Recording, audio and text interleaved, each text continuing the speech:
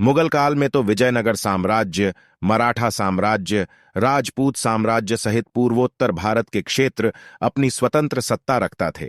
और जब अंग्रेजों ने शासन प्रारंभ किया तब अफगानिस्तान, कंबोज और गंधार अपनी अलग सत्ता रखते थे।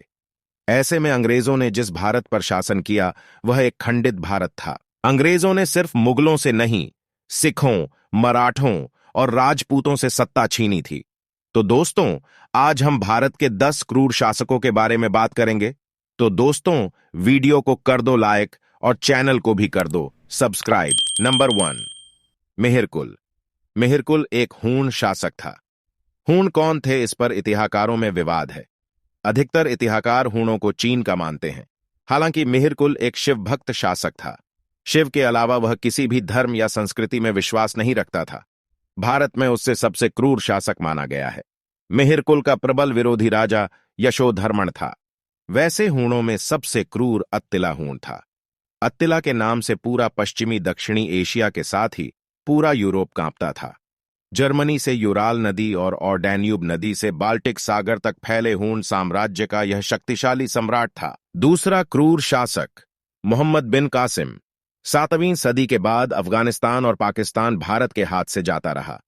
भारत में इस्लामिक शासन का विस्तार 7वीं शताब्दी के अंत में मोहम्मद बिन कासिम के सिंध पर आक्रमण और बाद के मुस्लिम शासकों द्वारा हुआ। लगभग 712 में इराकी शासक अल हज्जाज के भतीजे एवं दामाद मोहम्मद बिन कासिम ने 17 वर्ष की अवस्था में सिंध और बलूच पर के अभियान का सफल नेतृत्व किया। इस्लामिक खलीफाओं ने सिंध फतह के लिए कई अभियान चलाए। 10,000 सैनिकों का एक दल ऊंट घोड़ों के साथ सिंध पर आक्रमण करने के लिए भेजा गया। सिंध पर ईस्वी सन 638 से 711 ई तक के 74 वर्षों के काल में 9 खलीफाओं ने 15 बार आक्रमण किया।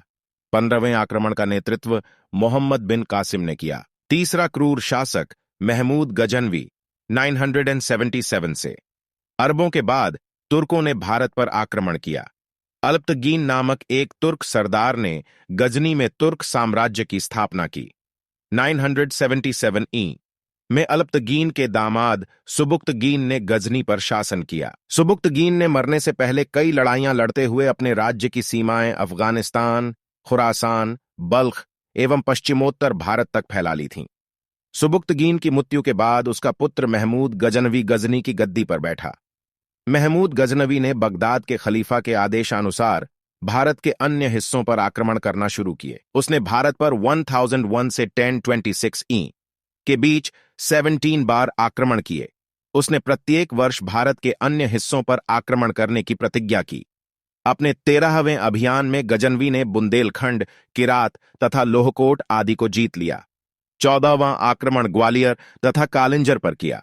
अपने 15वें आक्रमण में उसने लोदोर्ग, जैसलमेर, चिकलोदर, गुजरात तथा अनहिलवाड़, गुजरात पर आक्रमण कर वहां खूब लूटपाट की। माना जाता है कि महमूद गजनवी ने अपना 16वां आक्रमण 1025 ई सोमनाथ पर किया। उसने वहां के प्रसिद्ध मंदिरों को तोड़ा और वहां अपार धन प्राप्त किया। इस मंदिर को लूटते समय महमूद ने लगभग 50,000 ब्राह्मणों एवं हिंदुओं का कत्ल कर दिया। इसकी चर्चा पूरे देश में आग की तरह फैल। चौथा क्रूर शासक मोहम्मद गोरी।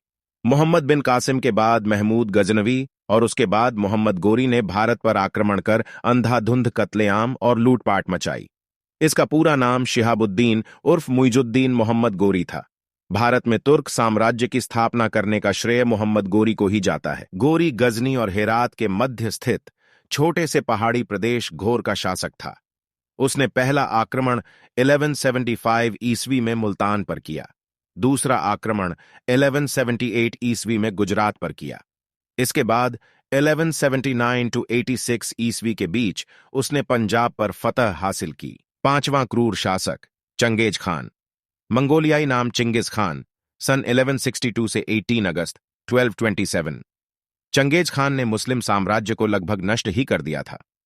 वह एक मंगोल शासक था। वह बौद्ध धर्म का अनुयायी था। हलाकू खान भी बौद्ध था। चंगेज अपनी संगठन शक्ति, बर्बरता तथा साम्राज्य विस्तार के लिए कुख्यात रहा। भारत सहित संपूर्ण रशिया, एशिया और अरब देश चंगेज खान के नाम से ही कांपते थे।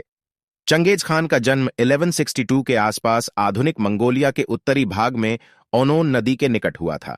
उसका वास्तविक या प्रारंभिक नाम तेमुजिन या तेमुचिन था।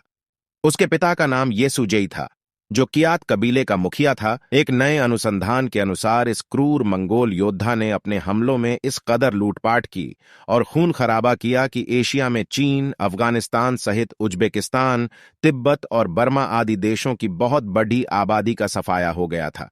मुसलमानों के लिए तो चंगेज खान और हलाकू खान अल्लाह का कहर था। छठा क्रूर शासक तैमूर। तैमूर लंग भी चंगेज खान जैसा शासक बनना चाहता था। सन 1369 ईस्व में समरकंद का शासक बना। उसके बाद उसने अपनी विजय और क्रूरता की यात्रा शुरू की। मध्य एशिया के मंगोल लोग इस बीच में मुसलमान हो चुके थे और तैमूर खुद भी मुसलमान था। क्रूरता के मामले में वह चंगेज खान की तरह ही था। कहते हैं एक जगह उसने 2000 जिंदा आदमियों की एक मीनार बनवाई और उन्हें ईंट और गारे में चुनवा दिया। सातवां क्रूर शासक बाबर। मुगल वंश का संस्थापक बाबर एक लुटेरा था। उसने उत्तर भारत में कई लूट को अंजाम दिया।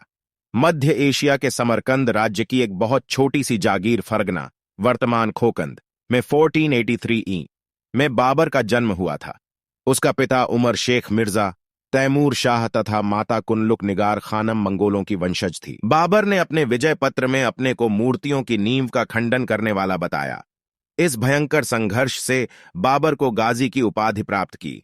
गाजी वह जो काफिरों का कत्ल करे। बाबर ने अमानुषिक ढंग से तथा क्रूरतापूर्वक हिंदुओं का नरसंहार ही नहीं किया, बल्कि अनेक हिंदू मंदिरों को भी नष्ट किया। बाबर की आज्ञा से मीर बाकी ने अयोध्या में राम जन्मभूमि पर निर्मित प्रसिद्ध मंदिर को नष्ट कर मस्जिद बनवाई। इसी भांति ग्वालियर के निकट उर्वा में अनेक जैन मंदिरों को नष्ट किया। उसने चंदेरी के प्राचित और ऐतिहासिक मंदिरों को भी नष्ट करवा दिया था, जो आज बस खंडहर है। आठवां क्रूर शासक औरंगजेब। भारत में मुगल शासकों में सबसे क्रूर औरंगजेब था। मुहिउद्दीन मोहम्मद औरंगजेब का जन्म 1618 ईस्वी में हुआ था। उसके पिता शाहजहां और माता का नाम मुमताज था। बाबर का बेटा नासिरुद्दीन मोहम्मद हुमायूं दिल्ली के तख्त पर बैठा। हुमायूं के बाद जलालुद्दीन मोहम्मद अकबर, अकबर के बाद नूरुद्दीन सलीम जहांगीर, जहांगीर के बाद शाहबुद्दीन मोहम्मद शाहजहां, शाहजहां के बाद मुहिउद्दीन मोहम्मद औरंगजेब ने तख्त संभाला। औरंगजेब ने हिंदू त्योहारों को सार्वजनिक तौर पर मनाने पर प्रतिबंध लगाया और उसने हिंदू मंदिरों को तोड़ने का आदेश दिया। औरंगजेब दारुल हर्ब, काफिरों का देश भारत, को दारुल इस्लाम, इस्लाम का देश में परिवर्तित करने को अपना महत्वपूर्ण लक्ष्य बनाया था। 1669 ए में औरंगजेब ने बनारस के विश्वनाथ मंदिर एवं मथुरा के केशव राय मदिन्र को तोड़वा दिया था। नौवां क्रूर शासक नादिर शाह। जन्म 6 अगस्त 1688, मृत्यु 17 जून 1747। नादिर शाह का पूरा नाम नादिर कोली बेग था। यह ईरान का शासक था। उसने भारत पर आक्रमण कर कई तरह की लूटपाट और कत्लेआम को अंजाम दिया। दिल्ली की सत्ता पर आसीन उस वक्त के मुगल बादशाह मोहम्मद शाह को हराने के बाद उसने वहां से अपार संपत्ति अर्जित की, जिसमें कोहिनूर हीरा भी शामिल था। मुगल बादशाह मोहम्मद शाह और नादिर शाह के मध्य करनाल का युद्ध 1739 ई में लड़ा गया।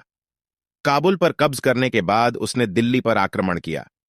करनाल में मुगल राजा मोहम्मद शाह और नादिर की सेना के बीच लड़ाई हुई। इसमें नादिर की सेना मुगलों के मुकाबले छोटी थी, पर अपने बारूदी अस्त्रों के कारण फारसी सेना जीत गई। 10वां क्रूर शासक अहमद शाह अब्दाली। अहमद शाह अब्दाली को अहमद शाह दुर्रानी भी कहते हैं। सन 1747 में नादिर शाह की मौत के बाद वह अफगानिस्तान का शासक बना। अपने पिता की तरह अब्दाली ने भी भारत पर सन 1748 से 1758 तक कई बार आक्रमण किए और लूटपाट करके अपार धन संपत्ति को इकट्ठा किया। सन 1757 में जनवरी के माह में दिल्ली पर किया। उसने अब्दाली से बहुत ही शर्मनाक संधि की, जिसमें एक शर्त दिल्ली को लूटने की अनुमति देना भी था। अहमद शाह 1 माह तक दिल्ली में ठहरकर लूटमार और कत्लेआम करता रहा। वहां की लूट में उसे करोड़ों की संपदा हाथ लगी। तो दोस्तों, ये थे 10 बड़े क्रूर शासक। अगर आपको वीडियो पसंद आया तो लाइक, शेयर, सब्सक्राइब। जय हिंद। मिलते हैं नेक्स्ट वीडियो में।